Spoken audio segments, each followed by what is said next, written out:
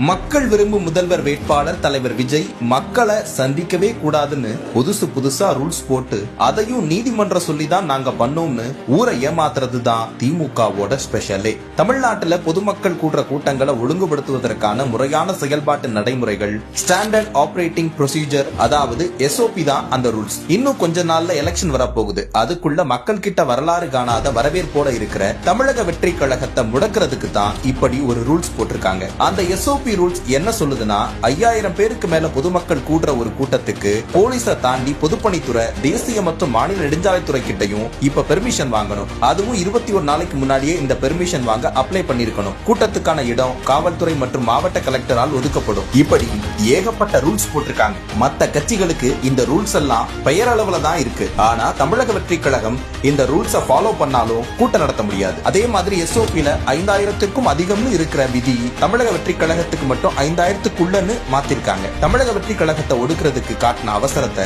SOPல கர்ப்பிணி பெண்கள், முதியவர்கள், குழந்தைகள், மாற்றுத்திறனாளிகள் பத்தி ஒரு வார்த்தை சொல்லல. இந்தியாவிலேயே வேற எந்த மாநிலத்திலையும் இப்படி கூட்ட நெறிமுறை SOP இல்ல. திருச்சி, திருவாரூர், நாகப்பட்டினம்னு மக்களை அவங்க இடத்துக்கே போய் தலைவர் விஜய் பார்த்ததையும், தலைவரை பார்க்க கடலலை போல மக்கள் கூடுனதையும் பொறுக்க முடியாம தாவேக்காவை ஒடுக்கிறதுக்கு தான் இப்படி ஒரு SOPயே தவிர மக்கள் பாதுகாப்புக்கு இல்ல. இப்படி ஒரு பக்கம் ரூல்ஸ் போட்டுட்டு இன்னொரு பக்கம் ஜனநாயகத்தை காப்போம்னு மேடைக்கு மேடை பேசுறது தான் ஸ்டாலின் மாடல் வித்தை. எலெக்ஷனுக்கு முன்னாடியே அரசு விழான்னு சொல்லி அரசாங்க பணத்துல தொடர்ச்சியா கட்சி கூட்டம் போட்டு மக்களை ஏமாத்துற திமுக எத்தனை தடைகளை போட்டாலும் அதையும் தாண்டி தாவேக்காவும் தலைவர் விஜயும் மக்கள் கிட்ட போய் சேர்ந்துகிட்டே இருப்பாங்க.